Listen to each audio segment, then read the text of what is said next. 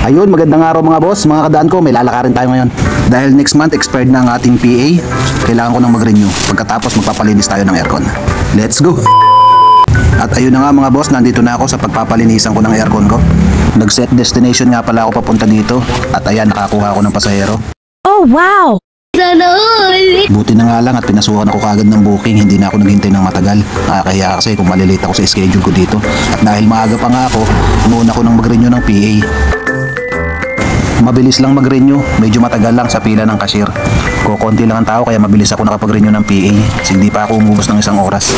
Medyo mahirap din ang parking nila. Buti na lang may nakita ako sa isang gilid doon. Sa mga gustong magpalinis ng aircon dito ng Nova Class, napakamura. Recommended lang din sa akin to ng tropa ko kaya pinuntahan ko. At malamang sigurado marami nang nakakaalam dito ng mga TNBS driver dahil nakakwentuhan ko yung may-ari at ang karamihan nga daw nagpapalinis sa kanila ay mga TNBS driver. Sa mga hindi nakakaalam, ito nga pala ang Ray Store.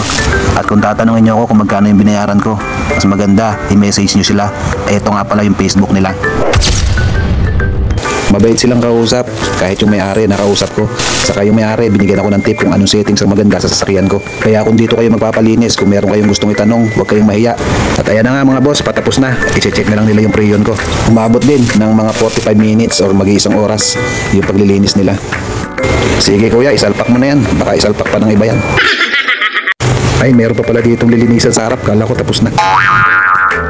Ayun mga boss, pagkatapos nilang linisin yung harapan na yan, chinik na yung aking preyon kung tama pa ba yung laman.